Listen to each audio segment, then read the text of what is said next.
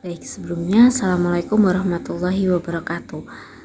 Kami dari kelompok 1 yang beranggotakan saya sendiri Adi Nuria Finka Yuliana dan dua teman saya yaitu Dita Reva Oktavia dan Laila Nur Afifah akan mempresentasikan hasil kerja kelompok kami terkait dengan permintaan akan jasa audit dan jasa asuransi lainnya.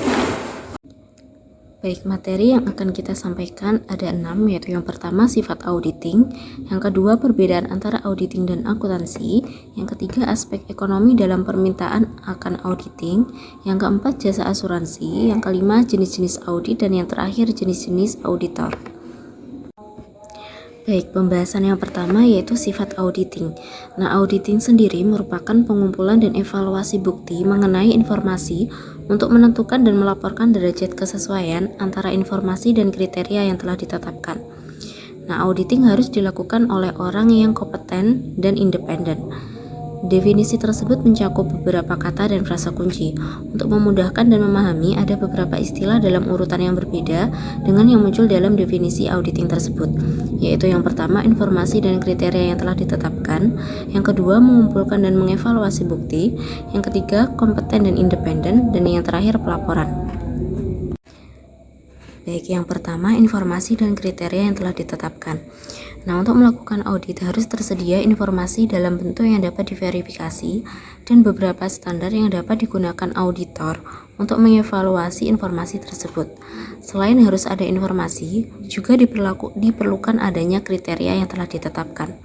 Nah, kriteria untuk mengevaluasi informasi juga bervariasi, tergantung pada informasi yang sedang diaudit.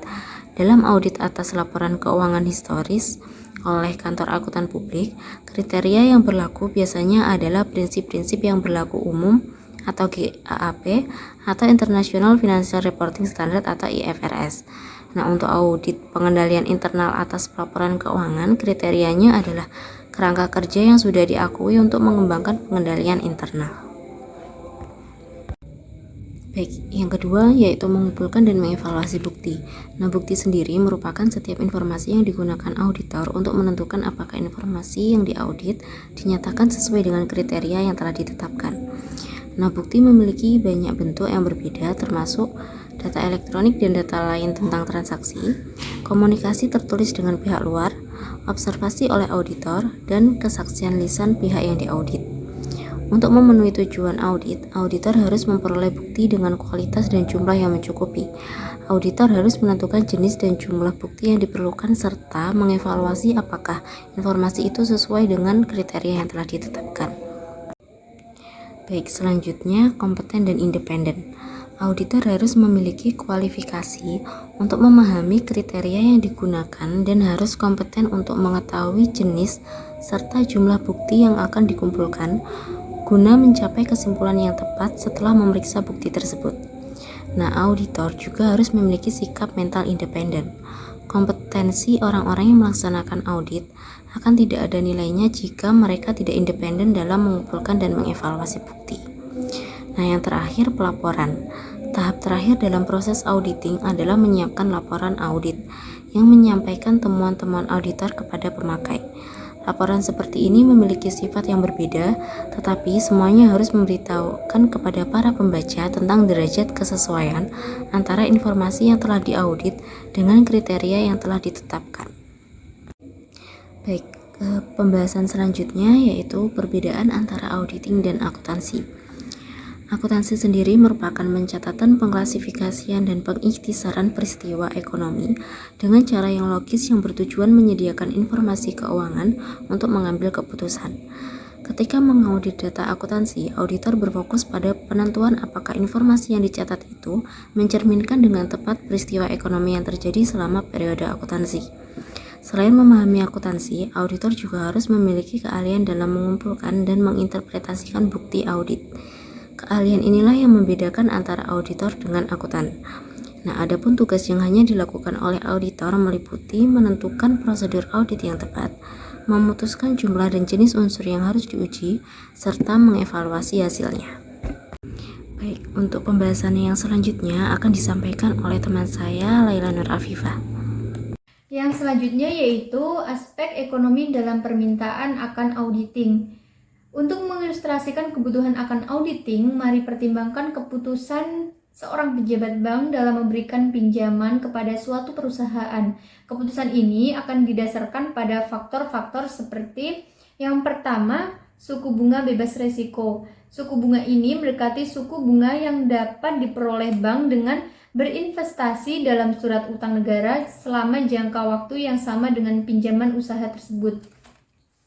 Dan yang kedua yaitu resiko bisnis bagi nasabah. Resiko ini mencerminkan kemungkinan bahwa perusahaan tidak sanggup melunasi pinjamannya karena kondisi ekonomi atau bisnis seperti resesi, keputusan manajemen yang buruk, atau persaingan tidak terduga dalam industri yang digelutinya. Yang ketiga yaitu resiko informasi. Resiko informasi mencerminkan kemungkinan bahwa informasi yang melandasi keputusan resiko bisnis ternyata tidak akurat. Auditing tidak mempengaruhi suku bunga bebas risiko atau risiko bisnis, tetapi dapat menimbulkan dampak yang signifikan terhadap risiko informasi. Jika pejabat bank itu merasa puas bahwa ada risiko informasi yang minimal karena laporan keuangan si peminjam sudah diaudit, risiko bagi bank akan jauh berkurang dan suku bunga keseluruhan bagi si peminjam dapat diturunkan. Penurunan risiko informasi dapat berdampak signifikan terhadap kemampuan si peminjam untuk memperoleh modal dengan biaya yang wajar. Penyebab risiko informasi yang pertama yaitu jauhnya informasi, yang kedua bias dan motif si penyedia, yang ketiga data yang sangat banyak, dan yang keempat yaitu transaksi pertukaran yang kompleks. Untuk yang selanjutnya, jauhnya informasi. Dalam perekonomian global, hampir mustahil bagi seorang pengambil keputusan untuk mengetahui secara langsung organisasi yang menjadi rekan usahanya. Informasi yang disediakan oleh pihak lain harus menjadi rekan usahanya. Yang selanjutnya, bias dan motif si penyedia. Jika informasi disediakan oleh seseorang yang tujuannya tidak sejalan dengan tujuan si pengambil keputusan, informasi itu mungkin dibiaskan demi menguntungkan si penyedia. Yang ketiga, data yang sangat banyak. Semakin besar organisasi, semakin besar volume transaksi pertukaran yang diperlukan. Hal ini memperbesar kemungkinan dimasukkannya informasi yang dicatat secara tidak tepat ke dalam catatan mungkin tersembunyi dalam sejumlah besar informasi lainnya. Dan yang keempat yaitu transaksi pertukaran yang kompleks. Dalam beberapa dasawarsa terakhir ini, transaksi pertukaran antar organisasi sudah menjadi semakin kompleks, sehingga lebih sulit dicatat dengan tepat. Peningkatan kompleksitas transaksi ini juga menyebabkan standar akuntansi menjadi semakin kompleks. Mengurangi resiko informasi. Yang pertama, pemakai memverifikasi informasi. Pemakai bisa saja mendatangi lokasi perusahaan untuk memeriksa catatan-catatan dan memperoleh informasi tentang keandalan atau reliabilitas laporan. Biasanya secara tidak praktis dari segi biaya. Selain itu, secara ekonomis juga tidak efisien bagi semua pemakai untuk memverifikasi sendiri informasi itu. Meskipun demikian, sebagian pemakai memang melakukan verifikasi sendiri. Yang kedua, pemakai berbagai risiko informasi dengan manajemen. Cukup banyak preseden hukum yang menunjukkan bahwa manajemen bertanggung jawab untuk menyediakan informasi yang andal kepada pemakai. Jika pemakai mengandalkan laporan keuangan yang tidak akurat dan sebagai akibatnya menanggung kerugian keuangan, mereka memiliki dasar untuk mengajukan tuntutan hukum terhadap manajemen. Dan yang ketiga yaitu laporan keuangan yang diaudit sudah disediakan. Cara yang paling umum bagi pemakai untuk memperoleh informasi yang andal adalah dengan meminta audit independen. Biasanya, manajemen suatu perusahaan tertutup atau komite audit perusahaan terbuka menugaskan auditor untuk memberikan kepastian kepada pemakai bahwa laporan keuangan perusahaan ini dapat diandalkan. Jasa asuransi. Jasa asuransi adalah jasa profesional independen yang meningkatkan kualitas informasi bagi para pengambil keputusan. Jasa semacam ini dianggap penting karena si penyedia jasa asuransi tidak independen dan dianggap tidak bias berkenaan dengan informasi yang diperiksa. Jasa asuransi dapat dilakukan oleh akuntan publik atau oleh berbagai profesional lainnya. Sebagai contoh, Consumer Union, sebuah organisasi nirlaba, menguji beraneka macam produk yang digunakan konsumen dan melaporkan hasil evaluasinya atas mutu produk yang diuji dalam Consumer Report. Kebutuhan akan jasa asuransi ini bukan hal baru. Para akuntan publik sudah bertahun-tahun memberikan jasa asuransi, terutama asuransi tentang informasi laporan keuangan historis. Kantor akuntan publik atau KAP juga sudah melakukan jasa asuransi yang berkaitan dengan loter dan kontes untuk memberikan kepastian bahwa para pemenang ditentukan dengan cara yang tidak bias serta sesuai dengan aturan-aturan kontes. Yang selanjutnya yaitu jasa atestasi. Jasa atestasi atau attestation service adalah jenis jasa asuransi di mana KAP mengeluarkan laporan tentang suatu permasalahan atau asersi yang disiapkan pihak lain. Jasa atestasi dibagi menjadi 5 kategori. Yang pertama yaitu audit atas laporan keuangan historis. Yang kedua, audit atas pengendalian internal atas laporan keuangan. Yang ketiga, review laporan keuangan historis. Yang keempat, jasa atestasi mengenai teknologi informasi. Dan yang kelima yaitu jasa atestasi lain yang dapat diterapkan pada berbagai permasalahan. Jasa-jasa non-asuransi yang diberikan oleh akuntan publik. Yang pertama, jasa akuntansi dan pembukuan. 2. Jasa pajak. 3. Jasa konsultasi manajemen. Sebagian besar jasa akuntansi dan pembukuan, jasa pajak, serta jasa konsultasi manajemen berada di luar lingkup jasa asuransi. Meskipun ada beberapa area umum yang tumpang tindih antara jasa konsultasi dan asuransi, tujuan utama jasa asuransi adalah untuk meningkatkan mutu informasi, sedangkan tujuan utama penugasan konsultasi manajemen adalah memberikan rekomendasi kepada manajemen. Selanjutnya, saya akan menjelaskan tentang jenis-jenis audit. Ada 3 jenis audit. Yang pertama, audit operasional. Yang kedua, ada audit ketaatan. Yang terakhir, ada audit laporan keuangan. Yang pertama, ada audit operasional. Audit operasional mengevaluasi efisiensi dan efektivitas setiap bagian prosedur dan metode operasi organisasi. Pada akhir audit operasional, manajemen biasanya mengharapkan rekomendasi untuk memperbaiki operasi. Sebagai contoh, auditor mungkin mengevaluasi efisiensi dan akurasi pemrosesan transaksi pengajian dengan sistem komputer yang baru dipasang. Yang kedua ada audit ketaatan. Audit ketaatan atau compliance audit dilaksanakan untuk menentukan apakah pihak yang diaudit telah mengikuti prosedur, aturan, atau ketentuan tertentu yang ditetapkan oleh otoritas yang lebih tinggi.